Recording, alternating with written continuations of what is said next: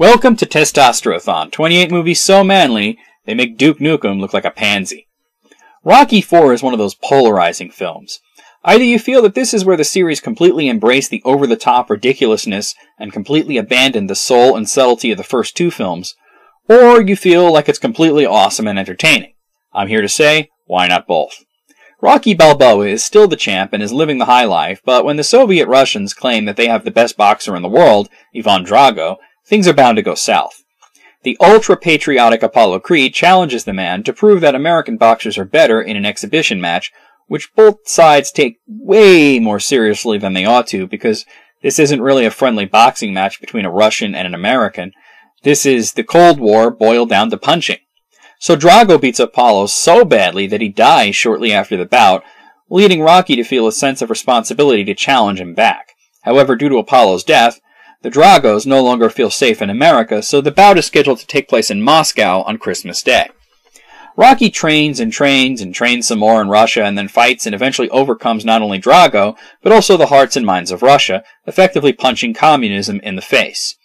From the ending of the movie, you might believe that the formerly humble boxer from Philly just ended the Cold War about a decade too early. It's been said that Rocky IV is 30% montage, and well, that's just not true. It's actually 31.9% montage. I looked it up.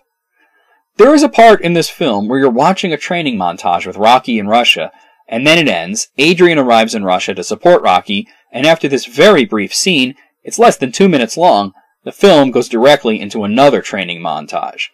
When you think of every 80s sports drama cliché compressed into a single experience, you're talking about Rocky IV. But that's not to say it's a bad film. It's light on plot and characterization, it's almost a third montage, and it's not as smart or as subtle as even Rocky III, much less the first two. And it's even missing the scrolling logo at the beginning, the only one in the series not to have it. But what you're left with is a highly entertaining film nonetheless.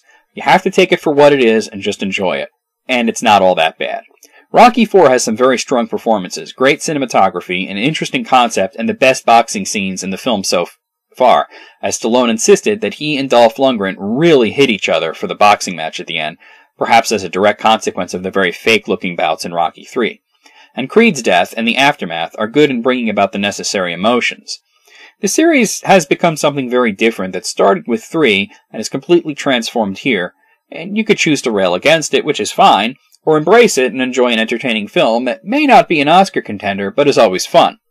On the machismo meter, Rocky IV breaks the scale. It gets an 11. The scale only goes to 10, but this is the manliest film ever made. It's about a guy who punches communism in the face. Hell, the whole machismo meter thing is a joke anyway, so I can break the rules on that one. But for the real score, Rocky IV is basically Rocky III on steroids, but I think I prefer it over 3. Rocky III was the awkward transition, but this is where Stallone embraced the weirdness and just made a movie about a guy so unbeatable that critics joked that he'd have to fight an alien in the next movie, which indirectly led to the creation of the movie Predator, so, thanks for that. I gave Rocky III a 7, so I'm going to give this one an 8. It may seem slightly generous, but I don't do fractions, and I already said I like this one a little bit better, so we'll call it a soft 8.